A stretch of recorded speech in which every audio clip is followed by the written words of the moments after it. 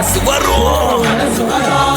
இதன் பின்னே உள்ள சர்வதேச அரசியல் வியாபாரத்திற்காக நடத்திடும் வெறிச்செயல். இந்த விளையாட்டை கொலை செய்தால் நாட்டு மாடு அழியும். வெளிநாட்டு நிறுவனங்கள் வியாபாரம் பெருகும். அறியாத தமிழாவும் அறியாமை பிழையாகும். அடையாளம் இருந்தால் நீ மெதுவாக அழிவாய். அடையாளம் இருந்தால் உன் தாய் நாட்டில் நீயும் ஒரு அகதியை மாறிடுவாய். இது மாட்ட பத்தின பிரச்சனை இல்லவா, நாட்ட பத்தின பிரச்சனை.